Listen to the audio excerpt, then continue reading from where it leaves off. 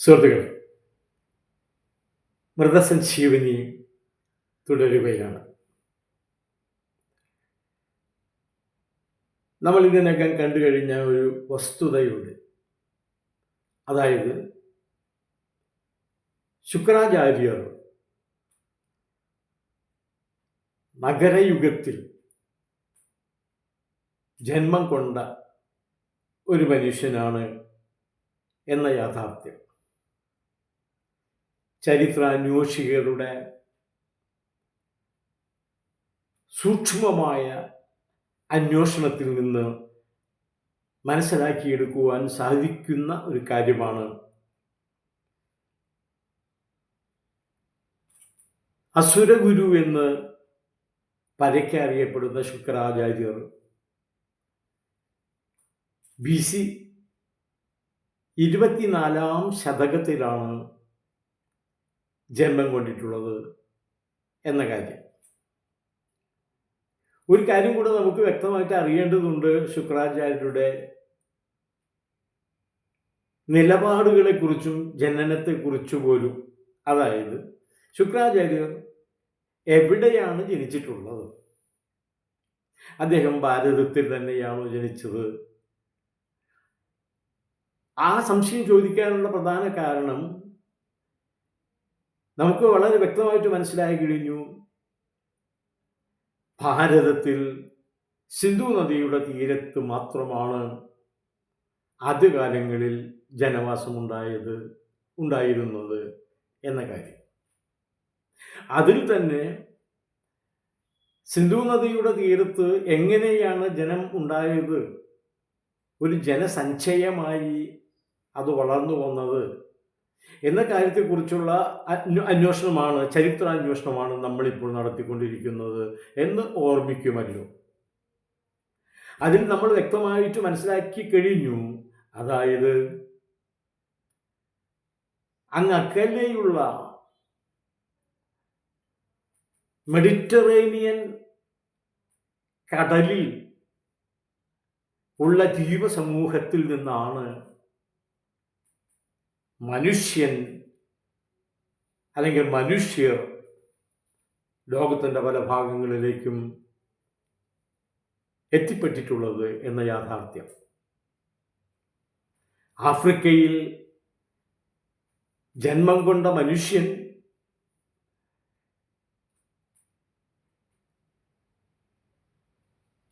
Mediterranean കടലിലെ Euphrates, Tigris നദീതടങ്ങളിലുള്ള പുന്തു, Bahrain, Babylonia, Assyria, Sumeria, Mesopotamia കൂടാതെ നൈൽ നദീ തടത്തിലുള്ള കഠാർ ദ്വീപുകളിൽ ഒക്കെ നിന്നാണ് വളർച്ചയെത്തിയ മനുഷ്യൻ സിന്ധു നദിയുടെ തീരത്തെത്തുന്നത് എന്ന യാഥാർത്ഥ്യം. അത് എങ്ങനെയാണ് അവരവിടെ എത്തിയത് എന്നും മറ്റുമുള്ള കാര്യങ്ങളൊക്കെ കഴിഞ്ഞ പ്രഭാഷണത്തിൽ വ്യക്തമാക്കിയിട്ടുള്ളത് കൊണ്ട് ഞാൻ അതിലേക്ക് പോകുന്നില്ല. അപ്പം ഞാൻ ഇവിടെ ആദ്യം ചോദിച്ച സംശയം, അതായത് ഈ നമ്മുടെ ശുക്രൻ ഭാരതത്തിൽ വന്നതിന് ശേഷമാണോ ഉണ്ടായത്, അതോ യൂഫ്രട്ടീസ്, ടൈഗ്രീസ് നദീതടങ്ങളിൽ നിന്ന് പ്രളയകാലത്ത് പോന്ന കുടിയേറ്റക്കാരിൽ പെട്ട ആളാണോ എന്നാണ്. അന്ന് അദ്ദേഹം ജനിച്ചിട്ടുണ്ടോ എന്നുള്ളതാണ്. അന്ന് അദ്ദേഹം ജനിച്ചിട്ടുണ്ടെങ്കിൽ അദ്ദേഹം ഭാരതീയനാണെന്ന് പറയുവാൻ കഴിയുകയില്ലല്ലോ. അദ്ദേഹത്തിൻ്റെ ജനനം യൂഫ്രട്ടീസ് നദീതടത്തിലാണ് എന്ന് വ്യക്തമാക്കേണ്ട ഒരു ആവശ്യം കൂടിയുണ്ട്.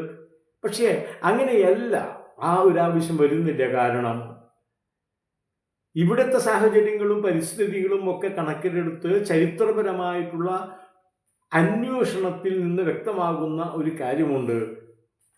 അതായത് ഗണിതത്തിൻ്റെ അടിസ്ഥാനത്തിൽ പരിശോധിച്ച് നോക്കുമ്പോൾ ഇവിടെ സിന്ധു നദിയുടെ തീരത്ത് വന്ന് 3 4 തലമുറകൾ കഴിഞ്ഞിട്ടാണ്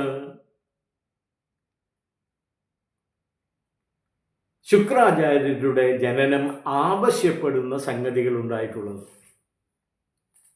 അതാണ് ശുക്രാചാര്യരുടെ ജനനം ആവശ്യപ്പെടുന്ന ചില സംഗതികൾ ഭാരതത്തിൽ സിന്ധു നദിയുടെ തീരത്ത് സംഭവിക്കുന്നുണ്ട്. ആ കാര്യത്തിലേക്കൊക്കെ നമ്മൾ കടക്കാൻ പോകുന്നതേയുള്ളൂ.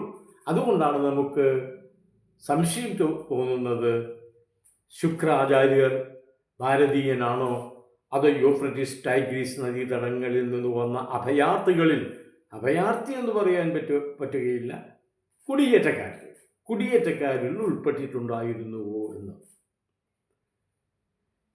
ശുക്രാചാര്യരുടെ പിതാവോ അഥവാ മുത്തച്ഛനോ ആയ ഭൃഗു മഹർഷി ഈ പറയുന്ന യൂഫ്രട്ടീസ് ടൈഗ്രീസ് നദീതടങ്ങളിൽ നിന്ന് വന്ന ആളാണ്. അപ്പോൾ അദ്ദേഹം ജനിച്ചിട്ടുള്ളത് നമ്മുടെ സിന്ധു നദിയുടെ തീരത്തല്ല. കാരണം അദ്ദേഹം സിന്ധു നദിയുടെ തീരത്ത് വന്ന് ഇവിടെ ചില ഭരണക്രമങ്ങളും അതുപോലെയുള്ള പല കാര്യങ്ങളും നടത്തുകയാണ് ചെയ്തിട്ടുള്ളത്.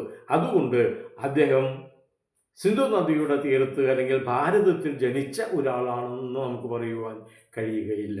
മറിച്ച് അദ്ദേഹത്തിൻ്റെ ജന്മം ഈ പറയുന്ന പുന്തു, ബഹ്റിൻ അല്ലെങ്കിൽ അസീറിയ എന്നൊക്കെ പറയുന്ന പ്രദേശങ്ങളുണ്ടല്ലോ, തീർച്ചയായും അവിടെയായിരിക്കും.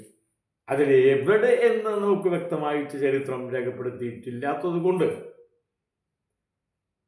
ഇങ്ങനെ നമുക്ക് അതിനെ വിവക്ഷിക്കാം. അതായത് സിന്ധു നദിയുടെ തീരത്തെത്തുമ്പോൾ നമ്മുടെ ഭൃഗു എന്ന് പറയുന്ന മഹർഷി എത്തിയിരുന്നു. ആ കൂട്ടത്തിലാണ്, ആദ്യ കൂട്ടത്തിൽ തന്നെ ഭൃഗു മഹർഷി ഉണ്ടായിരുന്നത്. അതുകൊണ്ടാണ് ഭൃഗു മഹർഷി കൂട്ടത്തിൽ ഏറ്റവും പ്രായമേറിയ കാരണവരായിട്ട് കണക്കാക്കപ്പെട്ടത്. പ്രായമേറിയ കാരണവർ എന്നുള്ള നിലയ്ക്ക് അദ്ദേഹം എല്ലാവരാലും ബഹുമാനിക്കപ്പെട്ടു. മാത്രവുമല്ല, വളരെ ഹൃദയാലുവും പരമസാത്വികനും സത്യസന്ധനും ആ സിന്ധു നദിയുടെ തീരത്ത് വന്നെത്തിയിട്ടുള്ള തൻ്റെ കൂടെ വന്നിട്ടുള്ള മുഴുവൻ ജനതയെയും അദ്ദേഹം മക്കളെ പോലെയാണ് കണക്കാക്കിയിരുന്നത്. അവരുടെ എല്ലാ കാര്യങ്ങളിലും വേണ്ട കാര്യങ്ങൾ മുഴുവനും ചെയ്തത് അദ്ദേഹമാണ്. ഇങ്ങനെ പരമകാരുണികനായതുകൊണ്ടാണ്, അതുപോലെ തന്നെ ഏറ്റവും ആ വന്നവരിൽ പ്രായമേറിയ കാരണവരായതുകൊണ്ടാണ് ചരിത്രം അദ്ദേഹത്തെ ബ്രഹ്മാവ് എന്ന് കൽപ്പിക്കുന്നത്. അതാണ്. നോക്കൂ, ഒരു കാര്യം കൊണ്ട് നമുക്ക് നോക്കിക്കൊണ്ട് മുന്നേറാം. അതായത് യൂഫ്രട്ടീസ് ടൈഗ്രീസ് നദീതടങ്ങളിൽ നിന്ന് വന്ന് നമ്മുടെ സിന്ധു നദിയുടെ തീരത്ത് താമസമാക്കിയ ആൾക്കാരിൽ ചരിത്രകാരന്മാരായിട്ടുള്ള ഡി കൊസാംബിയും നരവംശാസ്ത്രജ്ഞനായിട്ടുള്ള രാധാമുകുന്ദ് മുഖർജിയും പ്രസിദ്ധ ചരിത്രകാരിയായ റോമില താപ്പറും മറ്റും 3 ഗോത്ര സ്വഭാവക്കാരായ ആൾക്കാരെ കാണുന്നു എന്നുള്ളതാണ്. ആ ജനങ്ങളിൽ 3 ഗോത്രത്തിൽ പെട്ട ആൾക്കാരുണ്ടായിരുന്നു എന്നാണ്. അല്ലെങ്കിൽ അവിടെ വന്നെത്തിയ ജനങ്ങളെ 3 ഗോത്രങ്ങളായിട്ട് തിരിക്കാം എന്നുള്ളതാണ്. അപ്പോൾ അതിൽ നിന്ന് മനസ്സിലാക്കാൻ സാധിക്കുന്നത്, യൂഫ്രട്ടീസ് നദീതടങ്ങളിൽ ജീവിക്കുന്ന മനുഷ്യർ പല രീതിയിലും പല സ്ഥലങ്ങളിലുമായിട്ട് ജനിച്ചു വളർന്നവരാണ്. അസീറിയയിലും സുമേറിയയിലും ബാബിലോണിയയിലും മെസോപ്പൊട്ടേമിയയിലും പുന്തുവിലും ബഹ്റൈനിലും കഠാർ ദ്വീപുകളിൽപ്പെട്ട മറ്റു പല സ്ഥലങ്ങളിലും നൈൽ നദീതടങ്ങളിൽപ്പെട്ട മറ്റു പല സ്ഥലങ്ങളിലും ഒക്കെ ജനിച്ചു വളർന്നിട്ടുള്ളത് കൊണ്ട് അങ്ങനെ പല ഭാഗങ്ങളിലുള്ള ആൾക്കാർ കൂടി ചേർന്ന ഒരു സങ്കര ടീമാണല്ലോ നമ്മുടെ സിന്ധു നദിയുടെ തീരത്ത് എത്തുന്നത് തന്നെ. അവരിൽ 3 ഗോത്ര സ്വഭാവം കാണിക്കുന്നു എന്നാണ്. എന്ന് പറഞ്ഞാൽ 3 ഗോത്രങ്ങളായിട്ട് അവരെ തിരിക്കാം അവരുടെ സ്വഭാവം അനുസരിച്ച്. അത് ഏതൊക്കെയെന്ന് നോക്കുക. അതായത് ഉയരം കുറഞ്ഞ് കറുത്ത വർഗക്കാരായ പ്രോട്ടോ ആസ്ട്രോലൈറ്റ്. രണ്ടാമത്തെ വർഗം എന്ന് പറയുന്നത് ഉയരം കൂടി തവിട്ടു നിറത്തിലുള്ള മെഡിറ്ററേനിയൻകാരായ ദ്രവീഡിയന്മാർ. മൂന്നാമത്തെ വിഭാഗം എന്ന് പറയുന്നത് മഞ്ഞ കളറുള്ള മംഗോളിയ വിഭാഗത്തിൽപ്പെട്ട ആൽപൈൻസുകാർ. ഇങ്ങനെ 3 ഗോത്ര സ്വഭാവമുള്ളവരാണ് സിന്ധു നദിയുടെ തീരത്ത് വന്നെത്തിയ മനുഷ്യർ. അതാണ് നമ്മുടെ നരവംശ ശാസ്ത്രജ്ഞന്മാരും പ്രമുഖരായുള്ള ശാസ്ത്രജ്ഞന്മാരും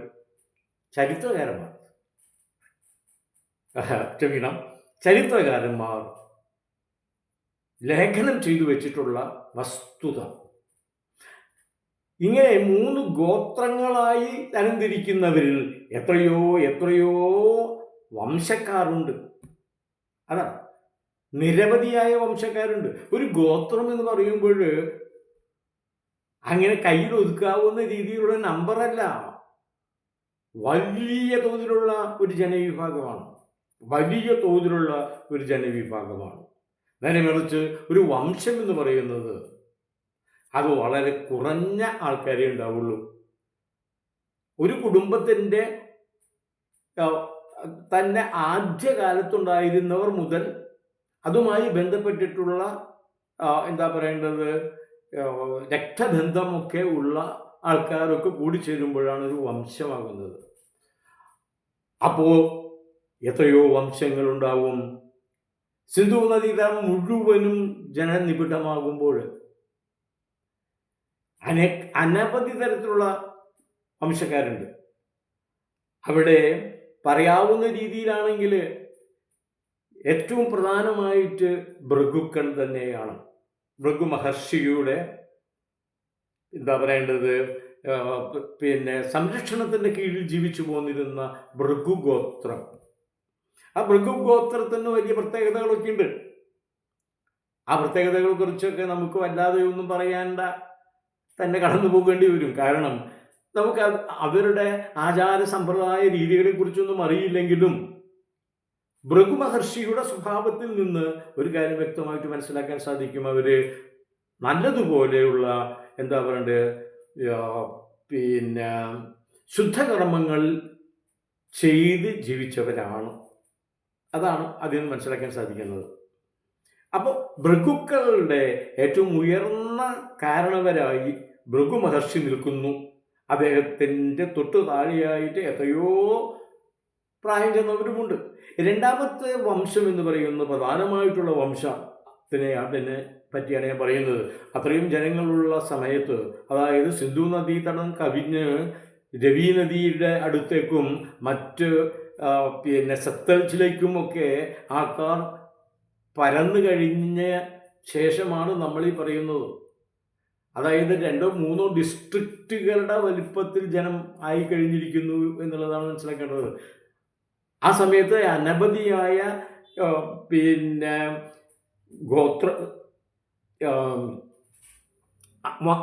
വംശങ്ങളുണ്ടായിരിക്കും. ആ വംശങ്ങളിൽ തന്നെ പ്രധാന വംശത്തെ പറ്റിയാണ് പറയുന്നത്. ഈ ഭൃഗുക്കൾ കഴിഞ്ഞാൽ പിന്നെ അവിടെ വലിയ സ്ഥാനമുള്ള കാരണവസ്ഥാനം തന്നെ എന്ന് പറയാവുന്ന രീതിയിലുള്ളത് അങ്കിരസന്മാരാണ്. അപ്പം ഭൃഗുക്കളും അങ്കിരസന്മാരുമാണ് ശരിക്കും പറഞ്ഞു കഴിഞ്ഞാൽ ഏറ്റവും പ്രധാനികൾ. പിന്നെ കൂടാതെ പറയാവുന്ന രീതിയിലുള്ള വലിയ തോതിലുള്ള പ്രാഗൽഭ്യം തെളിയിച്ചിട്ടുള്ളവർ മരീചികൾ, അത്രികൾ,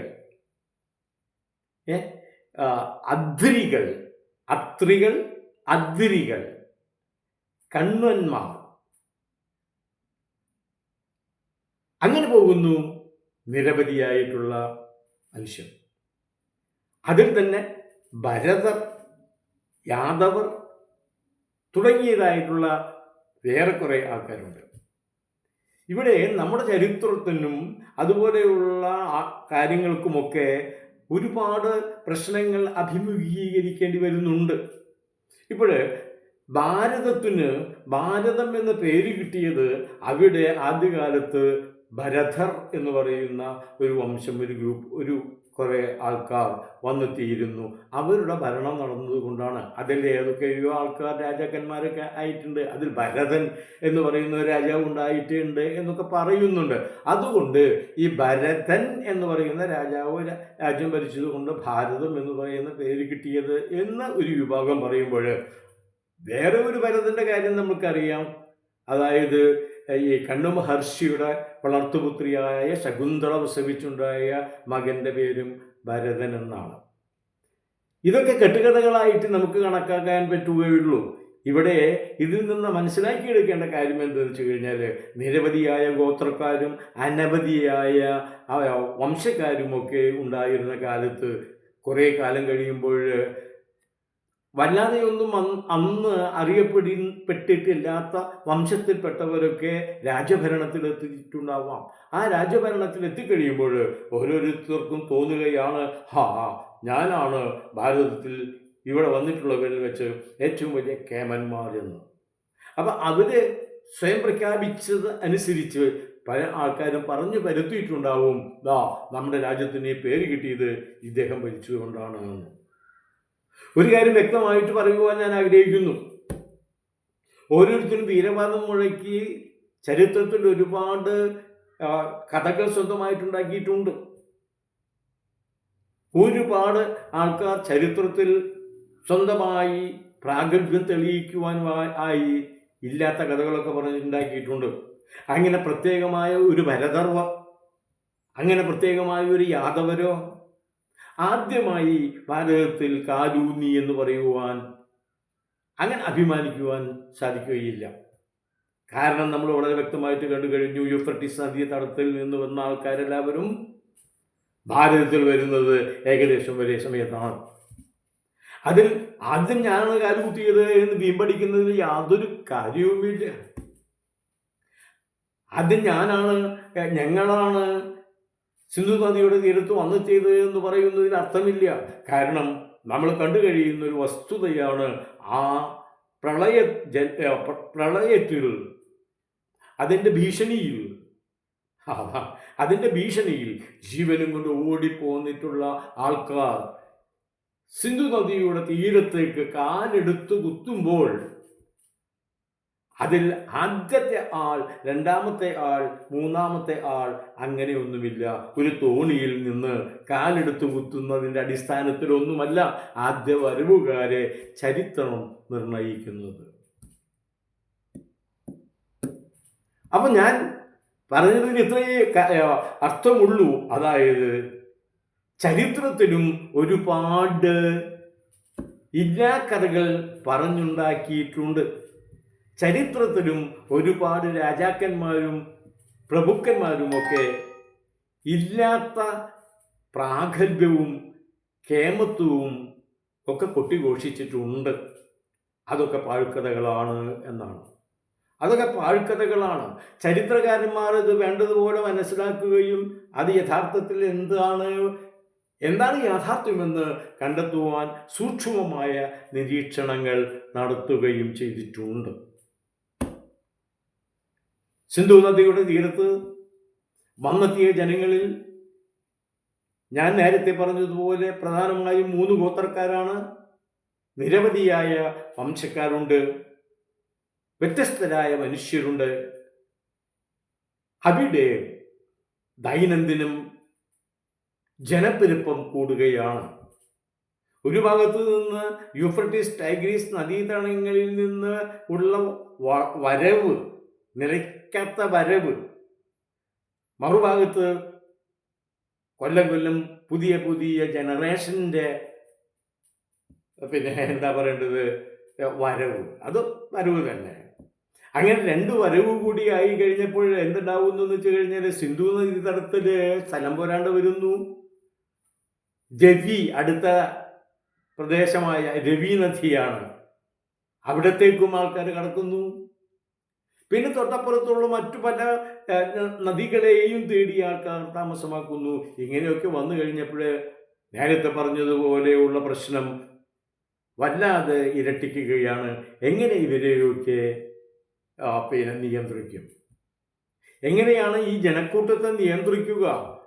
അങ്ങനെ വന്നു കഴിഞ്ഞപ്പോൾ സ്വാഭാവികമായിട്ടും അവിടെ വന്നെത്തിയിട്ടുള്ള ഏറ്റവും അധികം സ്വീകാര്യനായ ഭൃഗു മഹർഷിക്ക് തന്നെയാണ് അതിൻ്റെ ചുമതലയും അല്ലെങ്കിൽ അതിൻ്റെ വിഷമവും അനുഭവിക്കേണ്ടി വരുന്നത്. അദ്ദേഹത്തിന് തൻ്റെ ജനത ബുദ്ധിമുട്ടുന്നതും കൊള്ളയടിക്കപ്പെടുന്നതും കൊല ചെയ്യപ്പെടുന്നതും അതാണ്. അകാരണമായി മർദ്ദിക്കപ്പെടുന്നതിനും അദ്ദേഹത്തിൻ്റെ മനസ്സാണ് വേവത് കൊണ്ട് അസ്വസ്ഥമാകുന്നത്. നല്ല മനസ്സുള്ളവർക്ക് മറ്റുള്ളവരുടെ ബുദ്ധിമുട്ടുകൾ കാണുമ്പോൾ പ്രയാസമുണ്ടാവുകയുള്ളൂ. പാറ പോലെ ഉറച്ച ഒരു മനുഷ്യന് മറ്റൊരാളുടെ വേദന കണ്ട് വേദനിക്കുവാനൊന്നും സാധിച്ചു എന്ന് വരില്ല.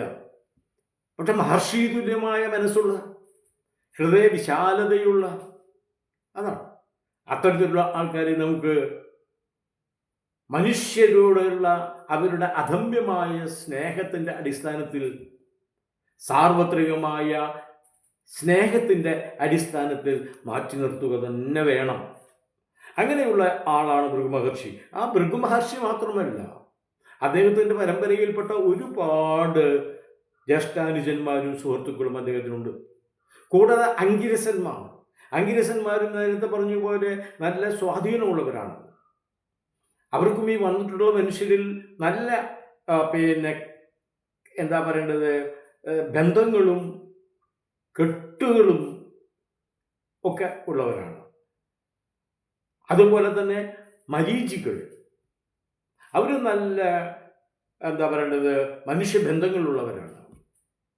അപ്പം ഈ മനുഷ്യബന്ധങ്ങളൊക്കെയുള്ള ആൾക്കാരായ ഇവരെല്ലാവരും കൂടി ഭൃഗു മഹർഷിയെ തന്നെ പ്രധാനമായിട്ടും ആശ്രയിച്ചുകൊണ്ട് അവർ തീരുമാനിക്കുകയാണ്, നമുക്ക് നമ്മുടെ ഈ ജനം ഇങ്ങനെ കഷ്ടപ്പെടുന്നത് നമുക്ക് കണ്ടുകൊണ്ടിരിക്കുവാൻ പറ്റുന്നില്ല, അത് അനുവദിച്ചുകൂടാ. ദൈനംദിനം നിരപരാധികളായിട്ടുള്ള സ്ത്രീകളും പുരുഷന്മാരും കൊല ചെയ്യപ്പെടുകയാണ്. അവരുടെ കൈവശമുള്ള സാധനങ്ങൾ മുഴുവൻ തട്ടിപ്പറിച്ച് അവരെ കൊലയ്ക്ക് കൊടുക്കുകയാണ്. അതുപോലെയുള്ള എത്രയോ മനുഷ്യത്വരഹിതമായിട്ടുള്ള കാര്യങ്ങളാണ് നടന്നുകൊണ്ടിരിക്കുന്നത് സിന്ധു നദിയുടെ തീരത്ത്. അപ്പോൾ ഇവർ തീരുമാനിക്കുകയാണ്, നമ്മുടെ ഭൃഗു മഹർഷിയുടെ നേതൃത്വത്തിൽ അവർ ഒരു യോഗം വിളിച്ചു കൂട്ടുകയാണ്. അവർക്ക് നല്ല സ്വാധീനമുള്ള ആൾക്കാരിലെ കാരണവന്മാരെ വെച്ച് ആ യോഗം, ആ ചർച്ച ഒരു കാര്യം തീരുമാനിക്കുകയാണ്. അതെന്തെന്ന് വെച്ച് കഴിഞ്ഞാൽ, ഈ അസ്വസ്ഥതയ്ക്ക് പരിഹാരം ഉണ്ടാക്കുവാൻ ഒരു വഴിയേ ഉള്ളൂ. അതെന്തെന്ന് വെച്ച് കഴിഞ്ഞാൽ, നമ്മൾ നേരത്തെ കണ്ട കാര്യമാണത്. പുരാണപരമായിട്ട് ഇതിനൊന്നും ഒരു ബുദ്ധിമുട്ടില്ല എന്നുള്ള കാര്യം നേരത്തെ നമ്മൾ പറഞ്ഞിട്ടുണ്ട്. ആ കാര്യം തന്നെയാണ് നമ്മളിപ്പോൾ വിശദീകരിക്കുന്നത്. ചരിത്രപരമായിട്ട് എന്താണ് സംഭവിച്ചത് എന്നുള്ളത് തന്നെയാണ്. അവരൊരു കാര്യം തീരുമാനിക്കുന്നു, അതായത് ഈ വന്നിട്ടുള്ള ജനങ്ങളെ, അതുപോലെ തന്നെ ഈ പ്രദേശങ്ങളെ ഒക്കെ കൂടിച്ചേർന്നിട്ട് നമുക്ക് ഒരു രാജ്യമായിട്ട് കണക്കാക്കാം. ആ രാജ്യത്ത് നീതിയും ന്യായവും ദയയും അതുപോലെ കാരുണ്യവും ഒക്കെ നിലനിർത്താൻ ഒരേ ഒരു വഴിയേ ഉള്ളൂ, ഒരു രാജാവിൻ്റെ കീഴിലാക്കുക ഈ പ്രദേശത്തെ ഭരണം മുഴുവനും. ആ രാജാവിന് ഈ ജനങ്ങൾ മുഴുവനും തീർച്ചയായിട്ടും സ്വന്തം ജനതയാവുക എന്നുള്ളത് കൂടാതെ ആ ജനതയുടെ മുഴുവനും അധികാര സ്ഥാനത്താണ് ഈ രാജാവ് എന്ന് പറയുന്ന ആവേണ്ടത്. അങ്ങനെ ഒരു തീരുമാനമെടുക്കുകയാണ് അവർ. അതാണ് ആ തീരുമാനമാണ് അവർ നടപ്പാക്കാൻ തുടങ്ങുന്നത്. ഇവിടെ നമ്മൾ ചരിത്രപരമായിട്ട് സംസാരിക്കുകയാണല്ലോ നമ്മൾ. അപ്പം നമുക്കൊരു കാര്യം കൂടെ അന്വേഷിക്കേണ്ടതുണ്ട്, പറയേണ്ടതുണ്ട്. അതായത് ഭീഷ്മ പിതാമഹൻ രാജ ഉൽപ്പത്തിയെ പറ്റി പറഞ്ഞു കൊടുക്കുന്നുണ്ടല്ലോ നമ്മുടെ യുധിഷ്ഠിരന്. രാജാവ് ഉണ്ടാവുന്നു എന്നുള്ള കാര്യമാണ് അദ്ദേഹം പറഞ്ഞു കൊടുത്തതും. എവിടെ നിന്നാണ് ഈ രാജബോധം ഉണ്ടാവുന്നത്? എവിടെ നിന്നാണ് ഈ ഭൃഗു മഹർഷിക്കും അങ്കിരസന്മാർക്കും യാദവന്മാർക്കും ഭരതർക്കും അവിടെ കൂടിയിരിക്കുന്ന എല്ലാ ആൾക്കാർക്കും, ഉന്നതന്മാരായിട്ടുള്ള ആൾക്കാർക്ക്, ആ യോഗത്തിൽ സന്നിഹിതരായിട്ടുള്ള അങ്കിരസന്മാർക്കും മരീചികൾക്കുമൊക്കെ എവിടെ നിന്നാണ് ഈ രാജാവിനെ തിരഞ്ഞെടുപ്പുണ്ടാക്കുക, ഒരു രാജാവിൻ്റെ കീഴിലാക്കുക, എങ്കിലെല്ലാം നിയന്ത്രിക്കപ്പെടും എന്ന ബോധം എവിടെ നിന്നാണ് അവർക്കുണ്ടാവുന്നത്? ആരാണ് അവരോട് രാജാവിനെ പറ്റി പറഞ്ഞു കൊടുത്തത്? അതാണ് നമ്മൾ മനസ്സിലാക്കേണ്ടത്. അവർ വരുന്നത് യൂഫ്രട്ടീസ് നദീതടങ്ങളിൽ നിന്നാണ്. അവരവിടെ ജീവിക്കുമ്പോൾ അങ്ങ് അകലെ ഈ മതിലരണ്യാഴിക്കടലിലുള്ള അകലെയുള്ള ദ്വീപിൽപ്പെട്ട ഗ്രീസിലും റോമിലും ആഥൻസിലും ഒക്കെ ഭരണം നടത്തുന്നത് രാജാക്കന്മാരാണ് എന്നതാണ്. നോക്കൂ, ലോകത്തിന് ആദ്യമായിട്ട് രാജഭരണം നടപ്പിലാക്കിയത് ഗ്രീസിലും റോമിലും ആഥൻസിലും ആയിരുന്നു. അതേപോലെ തന്നെ മനസ്സിലാക്കേണ്ട മറ്റൊരു വസ്തുത, ലോകത്തിൽ ആദ്യമായിട്ട് ജനാധിപത്യം സ്ഥാപിച്ചതും ഗ്രീസിലും റോമിലും പിന്നെ നമ്മുടെ ആഥൻസിലുമാണ്. എന്താണ് അവർക്ക് ജനാധിപത്യത്തിലേക്ക് മാറേണ്ടി വന്നത് എന്ന് അതിൽ നിന്ന് വളരെ വ്യക്തമായിട്ട് നമുക്ക് ആലോചിച്ചെടുക്കാവുന്നതാണ്. എന്തായിരിക്കും അതിന് കാരണം? അവർക്ക് ആദ്യം തന്നെ രാജാവ് ഭരിച്ച ആ പ്രദേശങ്ങളിൽ അനേക നൂറ്റാണ്ടുകൾ രാജാവിൻ്റെ ഭരണമായിരുന്നു. അതിൽ നിന്ന് അവർക്ക് വളരെ വ്യക്തമായിട്ട് മനസ്സിലാവുകയാണ് രാജഭരണം എന്ന് പറയുന്നത് ക്രൂരമായ ഒരു സംഗതിയായി മാറിപ്പോയി എന്നുള്ളതാണ്. ആ രാജാവിനെ അദ്ദേഹം വിക്ഷേപിച്ച സകല ദുരിതങ്ങളെയും ഒഴിവാക്കുവാൻ വേണ്ടി, അതിൽ നിന്ന് ജനതയെ രക്ഷപ്പെടുത്തുവാൻ വേണ്ടിയാണ് ഒരു പുതിയ തത്വസംഹിത, ഒരു പുതിയ ഭരണ സമ്പ്രദായം അന്ന് ജീവിച്ചിരുന്ന മഹാചിന്തകന്മാരായവർ, മഹാരാഷ്ട്രീയ ചിന്തകന്മാരായിരുന്നവർ കണ്ടെത്തിയത്. ആ കണ്ടെത്തിയതാണ് ജനാധിപത്യ സംവിധാനം. പക്ഷേ നമ്മുടെ ഭാരതത്തിൽ ഇവരിവിടെ തിരഞ്ഞെടുക്കുന്നത് ആദ്യകാലം ഗ്രീസിൽ ഉണ്ടായിരുന്ന ജനാധിപത്യമല്ല, ആദ്യകാലം ഗ്രീസിലുണ്ടായിരുന്ന രാജാധിപത്യമാണ്. കാരണം ഇവിടെ ഇവർ ചെയ്യുന്ന സമയത്ത് അവിടെ പിന്നെയും രാജാവ് ഭരിച്ചിരിക്കുന്ന സമയം തന്നെയാണ്. അതിനുശേഷമാണ് ജനാധിപത്യം സ്ഥാപിക്കപ്പെടുന്നത്. അതാണ് അതിൻ്റെ കാരണം. അതായത് നമ്മുടെ ഭാരതത്തിലെ സിന്ധു നദിയുടെ തീരത്ത് വെച്ചിട്ട് ഇത്തരത്തിലുള്ള നമ്മുടെ ഭൃഗു മഹർഷിയുടെ അധ്യക്ഷത്തിൽ കൂടിയ യോഗത്തിൽ എടുത്ത തീരുമാനം നടപ്പിലാക്കുവാനുള്ള സംവിധാനം അന്ന് ഗ്രീസിൽ രാജാധിപത്യം എന്ന സംഗതിയായിരുന്നു നടപ്പിലായിരുന്നത്. അതിന് പിന്നെയും കുറേ കാലം കഴിഞ്ഞതിന് ശേഷമാണ്, വർഷങ്ങൾ കഴിഞ്ഞിട്ടാണ് ജനാധിപത്യം എന്ന് പറയുന്ന ഒരു പ്രക്രിയ ഉണ്ടാകുന്നത്. അപ്പോൾ സിന്ധു നദിയുടെ തീരത്ത് വെച്ച് അവിടെ ഒരു ഭരണ സമ്പ്രദായത്തെക്കുറിച്ച് ആലോചിക്കുന്ന സമയത്ത് ഗ്രീസിലും റോമിലും ആഥൻസിലും രാജഭരണമാണ്. അതാണ്. അപ്പോൾ ആ രീതിയിലുള്ള ഒരു രാജാവിനെ തിരഞ്ഞെടുക്കുവാനാണ് അവരിവിടെ തീരുമാനിക്കുന്നത്. ഇവിടെ ഞാൻ വ്യക്തമായിട്ടും ബോധ്യപ്പെടുത്തുവാൻ ശ്രമിച്ച ഒരു കാര്യമെന്ന് പറയുന്നത്, രാജഭരണത്തെക്കുറിച്ചുള്ള ഒരു ബോധം ഭാരതത്തിൻ്റെ സിന്ധു നദിയുടെ തീരത്ത് സമ്മേളിച്ച ഭൃഗു മഹർഷിയുടെ അധ്യക്ഷത്തിൽ സമ്മേളിച്ച മനുഷ്യർക്കുണ്ടാവുന്നത് ഗ്രീസിൽ നിന്നും ആഥൻസിൽ നിന്നും റോമിൽ നിന്നുമാണ് എന്ന കാര്യമാണ്. അതാ അങ്ങനെ ആ ഐഡിയയിൽ ഇൻഫ്ലുവൻസ്ഡ് ആയാണ് ഭാരതത്തിൽ രാജാവിനെ കൊണ്ട് ഭരിപ്പിക്കുക എന്ന ഒരു ധാരണ നമ്മുടെ മൃഗങ്ങൾക്കും നമ്മുടെ അങ്കിരസന്മാർക്കും നമ്മുടെ മരീചികൾക്കും നമ്മുടെ യാദവർക്കും നമ്മുടെ ഭരതർക്കും ഒക്കെ ഉണ്ടാവുന്നത്. അപ്പോൾ അവർ തീരുമാനിച്ച ആ രീതിയിൽ ഒരു രാജാവിനെ കണ്ടെത്തണം. പിന്നെ ആരാണ് രാജാവാവുക? രാജാവാവുക എന്ന് പറയുന്നതിനെ കുറിച്ച് എന്തെങ്കിലും ബോധമുള്ള ആരെങ്കിലും ഉണ്ടോ അവിടെ? ഏത് രീതിയിൽപ്പെട്ട ഒരുത്തനെയാണ് രാജാവാക്കേണ്ടത്? ഇനി അങ്ങനെ ഒരുത്തനെ കണ്ടെത്തിയാൽ തന്നെ അവൻ ഈ ജോലി സ്വീകരിക്കുമോ? ഇത്യാദി പ്രശ്നങ്ങളൊക്കെ ധാരാളം സംഭവിക്കുകയാണ്. നമ്മുടെ ഭൃഗു മഹർഷിയും അങ്കിരസന്മാരും ഒക്കെ കൂടി ചേർന്നിട്ട് പല ആൾക്കാരെയും രാജസ്ഥാനങ്ങളിലേക്ക് കണ്ടെത്തി കൊണ്ടുവരികയാണ്. മഹാഭാരതം വായിച്ചിട്ടുള്ളവർക്ക് വ്യക്തമായിട്ട് മനസ്സിലാകുന്ന ഒരു കാര്യമുണ്ട്.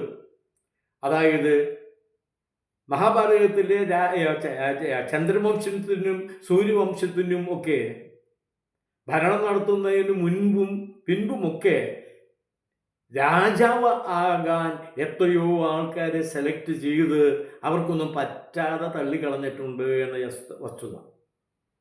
ഇന്നയാളുടെ മകൻ, ഇന്നവൻ, അങ്ങനെ എത്രയോ പേരുകൾ നമ്മുടെ മഹാഭാരതത്തിൽ രാജാവിനെ കണ്ടെത്തുന്ന, ആദ്യത്തെ രാജാവിനെ തിരഞ്ഞെടുക്കുന്നത്, അല്ലെങ്കിൽ ആദ്യത്തെ രാജാവ് വളരെ ക്ലിയറായിട്ട് ഭരിക്കാനുള്ള അവസ്ഥയിൽ എത്തുന്നതിന് മുൻപ് എത്രയോ രാജാക്കന്മാർ ആ സ്ഥാനത്തേക്ക് വന്നതായി നമ്മുടെ മഹാഭാരതം രേഖപ്പെടുത്തുന്നുണ്ട്. ആ പേരുകളൊക്കെയും ആരെങ്കിലും ഓർമ്മിക്കുന്നുണ്ടോ? എത്രയോ പേരുകളുണ്ട്. ഇന്നയാളുടെ മകൻ, അയാൾ രാജാവാൻ തിരഞ്ഞെടുക്കപ്പെട്ടു, പക്ഷെ അവനെ കൊണ്ട് പറ്റുന്നില്ല. ഇന്ന ആളുടെ മകൻ, മറ്റേ ആളുടെ മകൻ, അങ്ങനെ അങ്ങനെ പോകുന്നു ആ കാര്യം. എന്താണ് അതിൻ്റെ കാര്യം? യഥാർത്ഥത്തിൽ പറഞ്ഞു കഴിഞ്ഞാൽ അവിടെ ചരിത്രപരമായിട്ടുള്ള യാഥാർത്ഥ്യം അതിനകത്ത് ഒളിഞ്ഞിരിക്കുന്നുണ്ട്. ഇങ്ങനെ ഓരോരുത്തരെയും പരീക്ഷിച്ച് അവരെ കൊണ്ടാവുന്നില്ല, അവരെ തിരിച്ചു കളയുന്നു എന്ന് പറയുമ്പോൾ ചരിത്രപരമായിട്ടുള്ള യാഥാർത്ഥ്യം അവിടെ നിലനിൽക്കുന്നുണ്ട്. കാരണം ഇവിടെയും ഭൃഗുമഹർഷിയുടെയും അങ്കിരസന്മാരുടെയും ഒക്കെ നേതൃത്വത്തിൽ ഒരുപാട് ആൾക്കാരെ രാജാക്കന്മാരാക്കാൻ വേണ്ടിയിട്ട് അവരെ അധ്വാനിച്ചു കൊണ്ടുവന്ന് പരിശീലനമൊക്കെ കൊടുത്തുവെങ്കിലും പലരും എന്താ സംഭവിക്കുന്നത്? പലരും രാജാവാവാമെന്നൊക്കെ പറഞ്ഞിട്ട് നിൽക്കുന്ന ആളെ പിന്നെ കാണാനില്ല. അവൻ ഓടി ഒളിക്കുകയാണ് കാടിൻ്റെ ഉള്ളിലേക്ക്, പേടിച്ച് വച്ചിട്ട്. കാരണം ഈ മഹാസാഗരം പോലെ പരന്നു കിടക്കുന്ന മനുഷ്യരെ എങ്ങനെ നിയന്ത്രിക്കാനാണ് ഞാനോ രാജാവാകുന്നത്? എനിക്ക് എൻ്റെ അധികാരം, എനിക്ക് ഇവരെ എങ്ങനെ നിയന്ത്രിക്കാൻ സാധിക്കും? ഭയന്നു പോവുകയാണ് സാധാരണ മനുഷ്യർ. ഇന്ന് അധികാരം കിട്ടുവാൻ വേണ്ടിയിട്ടുള്ള തത്രപ്പാടാണല്ലോ. ഇന്ന് ഒരു MLA ആവാൻ, ഒരു മന്ത്രിയാവാൻ പിന്നെ പറയുകയും വേണ്ട. പിന്നെ അതിൻ്റെ ഉയർന്ന തോതിലുള്ള ആൾക്കാരൊക്കെ ആവാൻ ഇന്ന് അടിയാണ്, ഇടിയാണ്, യുദ്ധമാണ്. മറിച്ച് ആദ്യകാലങ്ങളിൽ ഭാരതം ഭരിക്കുവാൻ ഒരു രാജാവിനെ കണ്ടെത്തുവാൻ നമ്മുടെ ഭൃഗുമഹർഷിയും അങ്കിരസന്മാരും മരീചികളും പെട്ടപാട് ചില്ലറയല്ല. നിരവധിയായിട്ടുള്ള ആൾക്കാരെ അവർ സെലക്ട് ചെയ്തു. ഓരോ ഗോത്രത്തിൽ നിന്നും ഓരോ വംശത്തിൽ നിന്നും ഒക്കെ അവർ സെലക്ട് ചെയ്തു. പക്ഷേ ആ സെലക്ട് ചെയ്ത യുവാക്കളൊന്നും സ്ത്രീകളെ പരിഗണിച്ചതായിട്ട് കാണുന്നില്ല. സ്ത്രീകളെ ആദ്യ രാജ്ഞിയായി നിർത്താൻ പരിഗണിച്ചതായിട്ട് കാണുന്നില്ല. രാജാവാൻ വേണ്ടി കൊണ്ടുവന്ന് അങ്ങനെ ഞാൻ രാജാവാം എന്നൊക്കെ പറഞ്ഞു വന്ന് ആ സ്ഥാനത്ത് ഇരുത്തുന്നത് കഴിഞ്ഞാൽ പിന്നെ ആളെ കാണുന്നില്ല. ചിലർ 1-2 ആഴ്ചകൾ, 2-3 മാസങ്ങൾ, ചെറുതായ രീതിയിൽ ഒരു വർഷം വരെ രാജസ്ഥാനങ്ങളിൽ ഇരുന്നവരുണ്ട്. പക്ഷെ അവർക്കത് സാധിക്കാതെ അവരെ കുറ്റം പറഞ്ഞിട്ട് കാര്യമില്ല. കാരണം അവർക്കതിനുള്ള കേപ്പബിലിറ്റി ഇല്ല. അവർ സ്വയം മനസ്സിലാക്കിക്കൊണ്ട് ആൾക്കാർ പരാതിയുമായി വരികയാണ്. ആൾക്കാർ ദൈന്യതയും കൊണ്ട് വരികയാണ് അവരുടെ അടുത്തേക്ക്. ഈ എന്താ പറയേണ്ടത്, കസേരയിൽ പിന്നെ ആസനസ്ഥനായിട്ടുള്ള ആൾക്ക് അവരുടെ പരാതികൾ വേണ്ടതുപോലെ പരിഹരിക്കുവാനോ കേൾക്കുവാനോ അതുമായി താതാത്മ്യം പ്രാപിച്ച് അവരെ സഹായിക്കുവാനോ ഒന്നും അയാൾക്ക് പറ്റുന്നില്ല. അങ്ങനെ പല ആൾക്കാരും കാടിൻ്റെ ഏകാന്തതയിലേക്ക് ഒളിച്ചോടി പോവുകയാണ്, എന്നെ കൊണ്ട് ആവില്ല എന്ന് പറഞ്ഞുകൊണ്ട്. അതാണ് ആദ്യകാലങ്ങളിൽ ഭാരതത്തിൽ ഒരു രാജാവിനെ കണ്ടെത്തുവാൻ ഭൃഗു മഹർഷിയും അങ്കിരസന്മാരും മരീചികളും ഒക്കെ എന്താ പറയേണ്ടത്, വിഷമിച്ച രീതി അതാണ്, വിഷമിച്ച അവസ്ഥയാണ്. അങ്ങനെ അവരുടെ അന്വേഷണം നിർത്തിയില്ല. അവർക്ക് ഈ ജനക്കൂട്ടത്തിനെ രക്ഷിക്കാതിരിക്കുവാൻ പറ്റുകയില്ല. അങ്ങനെ അവരുടെ തീവ്രമായ അന്വേഷണത്തിൻ്റെ ഫലമായിട്ട് അവരൊരു യുവാവിനെ കണ്ടെത്തുകയാണ് രാജസ്ഥാനത്തേക്ക്. മറ്റൊന്ന് പറഞ്ഞുകൊള്ളട്ടെ, രാജാവ് എന്ന് പറഞ്ഞു കഴിഞ്ഞാൽ നമ്മളിപ്പോൾ പറയുന്ന ആ പദത്തിൻ്റെ അടിസ്ഥാനത്തിലൊന്നും കാണരുത്. ആദ്യത്തെ രാജാവിന് ഒരു രാജൻ, ഒരു പിന്നെ ഗ്രൂപ്പിൻ്റെ തലവൻ എന്ന അർത്ഥത്തിൽ മാത്രം കണ്ടാൽ മതി. അല്ലാതെ തലയിൽ സ്വർണ്ണ സിംഹാസനവും ശരീരത്തിൽ ഉഗ്രമായിട്ടുള്ള പിന്നെ എന്താ പറയേണ്ട വസ്ത്രങ്ങളും വലിയ മതിയടിയും ഒന്നുമില്ല. അനേകം മനുഷ്യരുടെ കൂട്ടത്തിൽ ഒരാൾ തന്നെ. അയാളെ തിരിച്ചറിയുവാൻ ചെറുതായിട്ട് എന്തെങ്കിലും തലയിലൊരു കെട്ടോ അല്ലെങ്കിൽ കൈത്തണ്ടയിൽ ഒരു റിബൺ പോലെ ഒരു കെട്ടോ അങ്ങനെ എന്തെങ്കിലുമൊക്കെ ഉണ്ടായിരുന്നുള്ളൂ എന്നുള്ളതാണ് യാഥാർത്ഥ്യം. ആദ്യ മനുഷ്യരെ പറ്റിയാണ് നമ്മൾ ഈ സംസാരിക്കുന്നത്, ആദ്യത്തെ രാജാവിനെ പറ്റിയാണ് സംസാരിക്കുന്നത്. ആ രാജാവാണ് പിന്നീട് വ്യത്യസ്തനായിട്ടുള്ള സ്വഭാവക്കാരനും വ്യത്യസ്തനായിട്ടുള്ള രൂപവും ഒക്കെ ഉൾക്കൊണ്ടുകൊണ്ട് ചമഞ്ഞുകൊണ്ട് പിന്നീട് മനുഷ്യരുടെ മുമ്പിൽ വരുന്നത്. ആ കാര്യത്തെക്കുറിച്ചൊക്കെ നമ്മൾ പിന്നീട് പ്രതിപാദിക്കുന്നതാണ്. ആ രൂപമാറ്റവും ആ ഭാവമാറ്റവും ഒക്കെ. എന്നാൽ ആദ്യകാലങ്ങളിൽ ഒരു രാജാവിനെ തിരഞ്ഞെടുക്കുവാൻ പെട്ട പാടാണ് ഞാനീ പറയുന്നത്. അങ്ങനെ അവർക്ക് ഒരു ചെറുപ്പക്കാരനെ കിട്ടുകയാണ്. ആ ചെറുപ്പക്കാരൻ്റെ പേര് അങ്കൻ എന്നാണ്. അവർ വളരെ സന്തോഷിച്ച് അങ്കനെ വേണ്ടതുപോലെ കാര്യങ്ങളൊക്കെ പറഞ്ഞ് മനസ്സിലാക്കി കൊടുത്തു. അങ്കൻ സാമാന്യം നല്ല സ്വഭാവമുള്ളവനാണ്, അങ്ങേയറ്റത്തെ സത്യസന്ധനാണ്. മാത്രവുമല്ല, ഈ തനിക്ക് മുമ്പിൽ വന്നു നിൽക്കുന്ന ഈ ജനക്കൂട്ടമുണ്ടല്ലോ, ഈ സിന്ധു നദിയുടെ തീരത്തുള്ള ജനക്കൂട്ടത്തിനോട് അങ്ങേയറ്റത്തെ സ്നേഹവായ്പും, അതാണ് അങ്ങേയറ്റത്തെ സ്നേഹവായ്പും അവരോട് വല്ലാത്ത രീതിയിലുള്ള ഹൃദയ ഐക്യവും പുലർത്തി അങ്കൻ. അതാണ് രാജാവിന് വേണ്ട ഏറ്റവും വലിയ ഗുണമെന്ന് ഭൃഗു മഹർഷി വിചാരിച്ചു കൊണ്ടിരിക്കുകയായിരുന്നു. എന്താണ് ഇവർക്കൊന്നും ഈ ജനങ്ങളെ തങ്ങളുടെ ആളായിട്ട് കണക്കാക്കുവാൻ സാധിക്കാത്തത് കൊണ്ടാണ് രാജാവായിട്ട് നിൽക്കാൻ സാധിക്കാത്തത് എന്ന് ഭൃഗു മഹർഷിക്ക് നല്ലതുപോലെ മനസ്സിലായിട്ടുണ്ട്. എന്താണ് രാജാക്കന്മാർ കാടിൻ്റെ ഉള്ളിലേക്ക് രക്ഷപ്പെട്ട് ഓടിപ്പോകുന്നത്? ഈ ജനക്കൂട്ടത്തിൽ സ്വന്തം അനിയന്മാരായിട്ടോ ജ്യേഷ്ഠന്മാരായിട്ടോ അവരുടെ വിഷമങ്ങൾ തൻ്റെ വിഷമമായിട്ടോ കണക്കാക്കാനും കാണുവാനും ഒന്നും ഈ കസേരയിൽ പിടിച്ചിരുത്തിയവർക്ക് കഴിയുന്നില്ല എന്നുള്ളതാണ്. മറിച്ച് അങ്ങനെ സാധിക്കുന്നു എന്ന് കുറച്ചു നാളുകൾ കൊണ്ട് തന്നെ ഭൃഗു മഹർഷിക്കും അങ്കിരസന്മാർക്കും മനസ്സിലാവുകയാണ്. അതാണ് അവർക്ക് വലിയ സന്തോഷമാവുകയാണ്. ഒരു രാജാവ് എന്ന് പറഞ്ഞു കഴിഞ്ഞാൽ ഏത് രീതിയിലുള്ള ഒരാളാണ് എന്ന് ഈ ഉന്നതന്മാരായിട്ടുള്ള ഋഷികളുണ്ടല്ലോ, അങ്കിരസന്മാരും അതുപോലെ തന്നെ മൃഗുക്കളുമായിട്ടുള്ള ഋഷിമാരുണ്ടല്ലോ, അവർക്ക് ബോധ്യമാവുകയാണ്. അങ്ങനെ അവർ വേണ്ടതുപോലെ വളർത്തുവാൻ ആവശ്യമായ എല്ലാ നിർദ്ദേശങ്ങളും നൽകുകയാണ്. അതാണ്. അങ്ങനെ നോക്കുമ്പോൾ അങ്കൻ മരണം വരെ രാജാവായിട്ട് സിന്ധു നദീ തീരം ഭരിക്കുക എന്നൊന്നും പറയാൻ വയ്യ, സിന്ധു നദീ തീരം സംരക്ഷിക്കുകയാണ്. അതാണ്. ഭരിക്കുക എന്നല്ല പറയേണ്ടത്, സംരക്ഷിക്കുകയാണ്. അങ്കന്റെ മരണശേഷം, അങ്കന്റെ ചരമശേഷം, അല്ലെങ്കിൽ അങ്കൻ ഈ ലോകത്ത് നിന്ന് പോയി കഴിഞ്ഞപ്പോൾ അങ്കന്റെ മകനായ അനങ്കന് അവർ രാജാവാക്കുകയാണ്. അനങ്കനും പിതാവിനെ പോലെ സംശുദ്ധമായ സ്വഭാവക്കാരനും ജനത്തോട് അങ്ങേയറ്റത്തെ ആർദ്രതയും സ്നേഹവും ഒക്കെ ഉണ്ടായിരുന്ന ആളാണ്. അതുകൊണ്ട് തന്നെ അദ്ദേഹത്തിന് ഈ ജനക്കൂട്ടത്തെ നിയന്ത്രിക്കുവാനും അവരെ സംരക്ഷിക്കുവാനും ഒരു പ്രയാസവും അനുഭവപ്പെടുന്നില്ല എന്നതാണ്. അദ്ദേഹവും തൻ്റെ ജീവിതത്തിൻ്റെ അവസാന കാലം വരെ രാജാവായി തന്നെ തുടരുകയാണ്. അതാ അങ്കൻ്റെയും അനങ്കൻ്റെയും കാലശേഷം അനങ്കൻ്റെ മകൻ ഈ രാജാവാകുന്നതൊക്കെ ആദ്യകാലങ്ങളിലൊക്കെ യാതൊരു പ്രയാസം കൂടാതെ മകൻ്റെ അങ്ങനെയുള്ള ഒരു പരമ്പര ആയിട്ടാണ് തുടങ്ങിയിട്ടുള്ളത്. അവിടെ മറ്റു രീതിയിലുള്ള ഒരു ചിന്താഗതിയും ആർക്കും ഉണ്ടാവാനുള്ള സമയമായിട്ടില്ല. രണ്ടാമത്തെ രാജാവ് കഴിഞ്ഞിട്ടേ ഉള്ളൂ. അപ്പം മൂന്നാമത്തെ രാജാവ് അനങ്കൻ്റെ പുത്രനാണ്.